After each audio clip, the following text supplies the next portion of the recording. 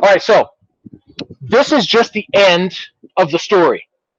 It actually has, in the beginning of the story, what has happened up to this point, giving you a quick summary of what's happened up to this point. There was a place called Heorot, and it was a castle that was getting destroyed by a monster called Grendel. Well, a young man by the name of Beowulf decided to go there and take on this monster. And the thing about Beowulf was he wasn't royalty, but he was ridiculously strong. He had the hand grip of 20 men, meaning if you put Beowulf on one end of a rope and 20 men on the other, they could not pull it out of his hands. That's how strong he was. Well, he goes over there and he fights this monster Grendel, and what he does is cool. He actually doesn't use a sword. He grabs Grendel's arm and they're swinging around, and Grendel's arm rips off. So he like kills the monster by ripping its arm off. And then the next night, the monster's mother, Grendel's mother, is ticked off, and she comes back to get revenge. Well, Beowulf, so the very next day, has a new task, and he goes to where she lives, and she lives down in a cave underwater. Like he has to dive down, go underwater, and then come back up in her cave, right? He dives down there and fights her, and he kills her, but it's crazy because this time he takes a sword and he swings his sword at her, but his sword breaks over her head. Like her skin was so strong, the sword broke. And most people, if they swing a sword at something that won't cut, it bounces off, right? You hit a brick wall with the sword, it's going to bounce off. But Beowulf's hands are so strong and his swing is so strong that whenever he hits something that won't cut, the sword doesn't bounce off. It freaking breaks. So that sword broke down there. What he ended up doing was he looks around, and while he's fighting her, he sees this gigantic sword, a sword built by giants. It's as tall as I am, right? The hilt is like this big around. And what he does is, as he's fighting her, he runs over and he sees this sword. He grabs this sword of a giant this big around and like, and he cuts her like this and he kills her. So he does all this, and he makes a lot of money because it was the king, right, that he was doing it for. So the king gives him a lot of money, and he heads back home. Remember, he wasn't royalty. Well, he gets back home, and back in his home country, the king and the prince both die of a disease, and they don't have anybody to be the king. Well, when you have Beowulf in your country, any questions who you get to be your king? Right? So yeah, it was kind of a no-brainer that to use Beowulf, right? So Beowulf becomes the new king. And here's the thing that's crazy. They're Vikings. And Vikings are used to getting raided like pretty much once a year, right? Like they're always going around raiding each other. Well, when Beowulf becomes the king, his fame for having ripped the arm off a monster and killed the mother monster, his fame is so great that nobody dares touch Beowulf's people. Beowulf's people, from the time he becomes king, they have 50 years of peace. 50 years that nobody touches them. Just because everybody's so freaking afraid that if they mess with Beowulf's people, Beowulf is coming after them. And when you're a Viking, 1 year of not being raided is pretty good. 50 years is ridiculous. Well, what happens though is there was a thief among his people, and what the punishment was back then for stealing was they would kick you out because everybody had to live together in these big rooms. And so instead they didn't have a jail system, but if somebody couldn't keep their hands off other people's stuff, the punishment was, sorry, you can't live here. Like they would kick him out. And so this guy was a thief, and he had been kicked out, and he was wandering around looking for somewhere to stay because it's cold. This is, Norse, Viking. It's cold up there. And this thief goes by a cave and he feels some heat coming out of the cave. And so he's like, "Oh, this is perfect. I'll bet you like there's one of those hot springs down in there. You know, sometimes caves will have like hot springs down in the bottom." He's like, "I'll bet there's like a hot spring down in there." He goes down in this cave, but he soon finds out it's not hot because of a hot spring. It's hot because there's a dragon down there. And the dragon is sitting on top of a huge hoard of gold. The dragon's like gold because it's like soft metal on their scales. And dragons just like gold. Well, the crook sees this, the thief, and he's like, "Crap." And the dragon's asleep because dragons sleep during the day and they stay awake at night. They're nocturnal. So the thief goes, "Well, obviously I can't stay here, but hey, at least I'll get a pretty good score." So he goes down and grabs one golden goblet, right? One golden cup. And he's like, the dragon's not going to miss one flipping cup, right? Come on. So he grabs this cup and heads out. Well, when the dragon wakes up the next night, guess what's the first thing he notices is wrong? You guessed it. First thing he sees is that missing goblet. And it's no question, because the dragon sees human footprints coming down right to where the goblet was, and then human footprints going back out. Now, dragons don't really care about justice. They just want revenge. And so the dragon flies out, and he breathes fire. He flies out, and he just flies out and finds anything that is human and torches it. Any house, just torches it. Any person, he blows fire at him. He is torching anything that is even remotely human to get his revenge.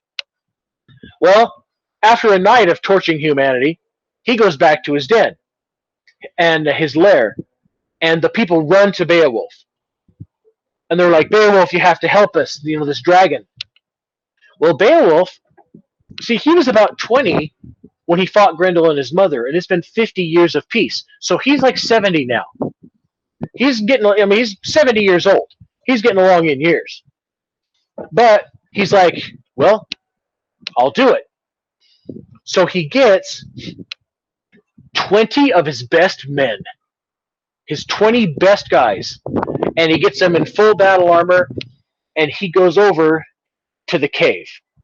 And they're like, "We're going to take this on together, right?" And Beowulf gets there, and he can look down into the cave, and he can see way down in there the sleeping dragon, right? And he turns to his men, and he goes, "You men, I'm going to fight this dragon alone. You stay here, safe in your armor here on the barrow of the cave. Because it's not up to you to test your strength against this monster. It's up to me. It's like, I am the king. So you guys stay here and watch, and this is how it's going to be." And now I'm quoting from the original. I think you guys will like this. Because you might remember, those of you who are gamers, there is a video game that took its name from the speech Beowulf gives before he goes in to fight the dragon. So I'll see if you can recognize it. I'll tell you in the original language the story, and then see if you can catch the word they used for the video game. He goes, "You men at arms, remain here on the barrow, safe in your armor.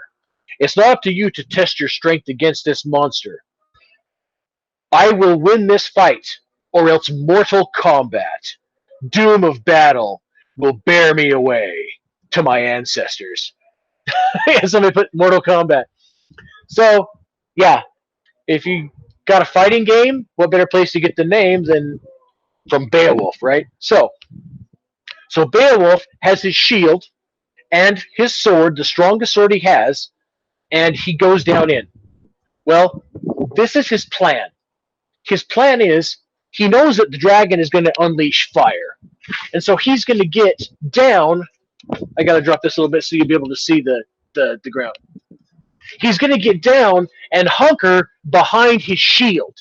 And he knows the dragon's going to unleash flame, right? But he goes, the dragon has to breathe. And so he's going to wait until the dragon has to breathe. And when the dragon stops blowing fire to take a breath, he's going to jump out from behind his shield and bring down his sword on the dragon's neck, right? Hopefully cut his head off. Well, so sure enough, he gets down there. The dragon wakes up because it can hear him coming down. Evidently, Beowulf is like, he's not trying to sneak like the thief, right? He's freaking just like, come on! Well, he gets down there. The dragon turns and unleashes, and he's behind his shield, waiting, and he's literally bathed in fire. The shield is here, and fire is over him, around him, and even under him, except right where his feet are, right? He's literally completely surrounded by fire.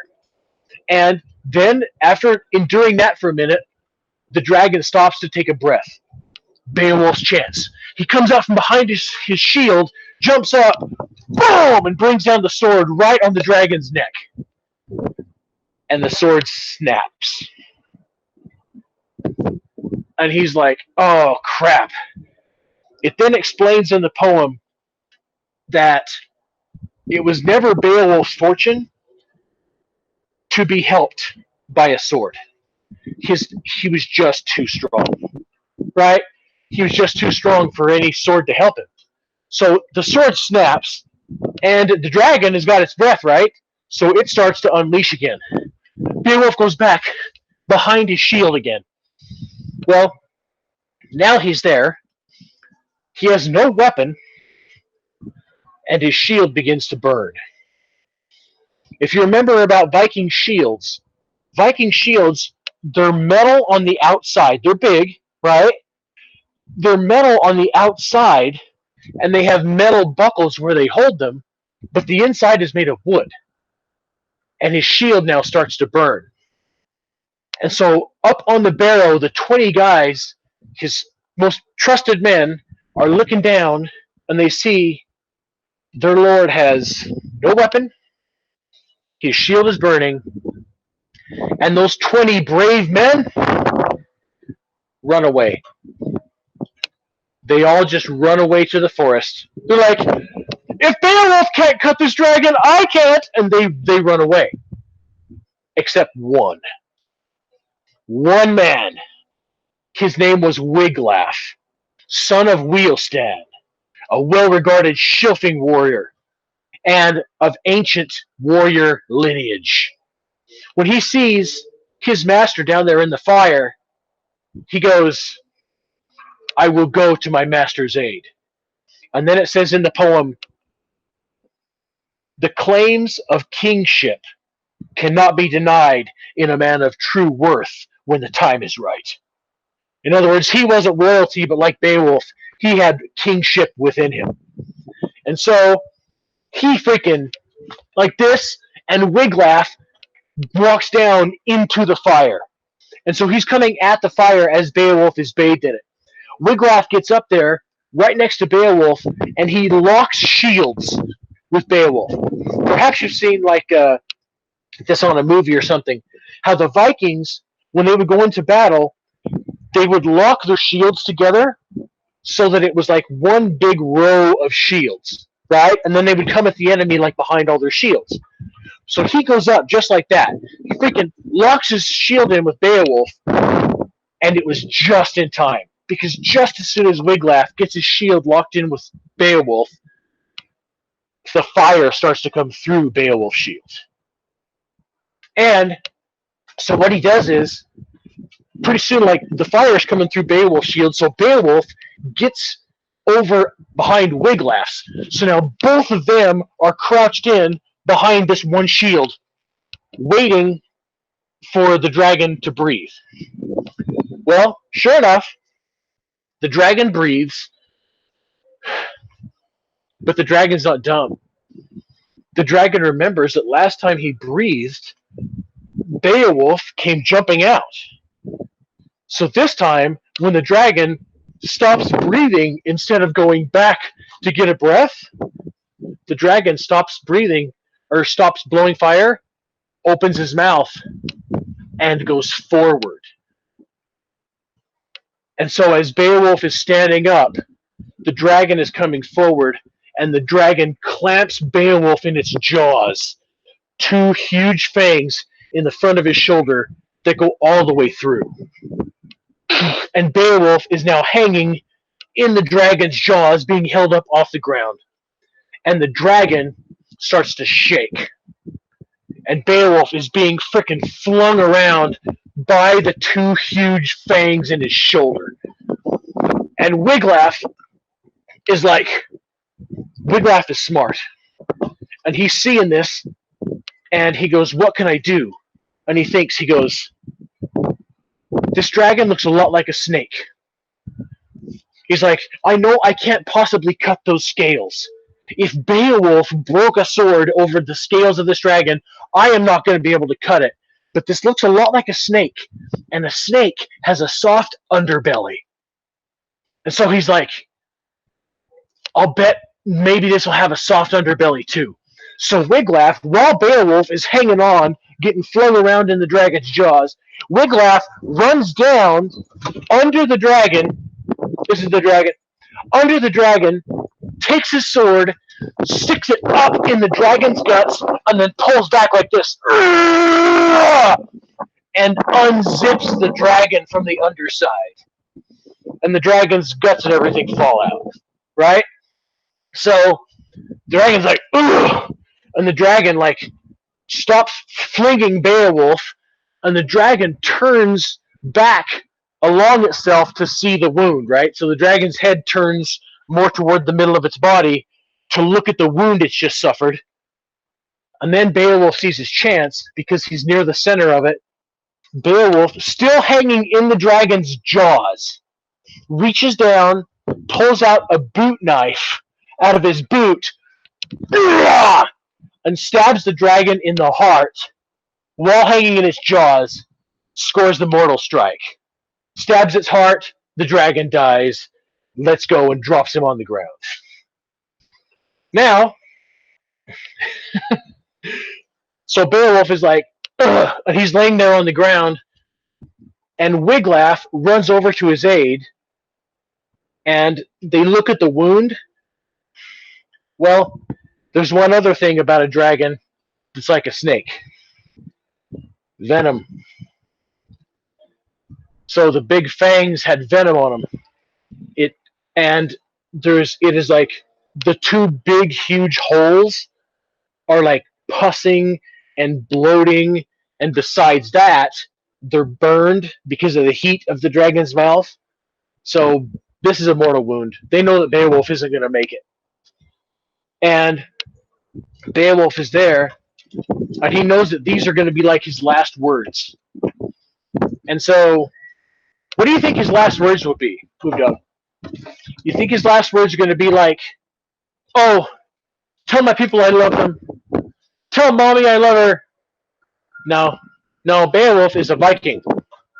His last words are, he's like, Wiglaf, go and get some of the gold from the dragon's hoard and bring it to me, so that I may look upon the gold that I have won and die happy, knowing that I have won great wealth. Vikings have one thing on their mind, man. It's all about the gold. So Wiglaf leaves his dying lord there, jumps over the dragon's body, goes and gets as much of the gold as he can carry, like a big golden shield, a couple golden cups, some coins, right, in the cups. And he comes running back to Beowulf with the cups and the coins and the big golden shield. And Beowulf is laying there, and he looks at it, and he's like, now I can die happy, knowing that I have provided this great treasure for my people, and that my fame for killing this dragon will be never-ending. I've finally done something to add to my greatness and my fame of killing Grendel and his mother. And he's like, now I can die in peace. And he says, Wiglaf, I was not a king in anything but heart. My blood was not royal, but I became king through that. And you are the same. Your blood is not royal, but your heart is kingly. So I want you to take over the kingdom. I'm hereby anointing you king. And he's like, and they didn't have a crown right? They had like a whole bunch of like other stuff. What Beowulf actually does is the symbol of a king then was their buckler. It was a great big like piece of the armor. It was a buckler, if you know what a buckler is. Great big piece of like golden armor. And so he like undoes his buckler and hands it to Wiglaf as proof that Wiglaf is going to be the next king. And Beowulf goes, "Now, I want you to build me a great funeral mound so that everyone will know that it's Beowulf's mound." What they did for their funerals was pretty different than we do. They didn't have like a funeral where they took the person to a grave. Perhaps you've seen this. Their funeral was they would put the person on a raft and send them out and then shoot an arrow that's a flaming arrow and then it would burn the raft. Like, raise your hand if you guys have seen this on like a show or anything. That was a Viking funeral. Well, so they do that, but they also, what they do is as a memorial, they didn't have a headstone, they made a mound. They took a whole bunch of the person's belongings and whatever the person had, and they would put them in there and put a great big mound of dirt over it, and the mound would stay there forever, right? Because we're talking a mound of dirt like higher than me, a huge like 10 or 12 foot dirt mound, and they're perfectly round. And the idea was the person floats off to sea and is burned, but then their spirit comes back and goes to their mound and they live there with all of their wealth in the afterlife. So, because Beowulf's fame and his name were so great, they found a spot on an outcropping of a hill where there's the ocean and there's cliffs, and the two cliffs come together to make a point, right? They put Beowulf's mound right up there on top of that point, and they made it the biggest one that's ever been made, higher than a house, so that every sailor, no matter if the sailor is coming from the south, from the west, from the north, no matter which way they're coming, they see this huge freaking mound up on top of this point, and they all know that's Beowulf's mound. And it says, and with that, Beowulf was taken to his fathers. And the last line of the poem is famous because it says, in the original English, "That was good Kinnig," which means that was a good king. So Beowulf, the king, is dead, but that was good Kinnig. That was a good king. The end.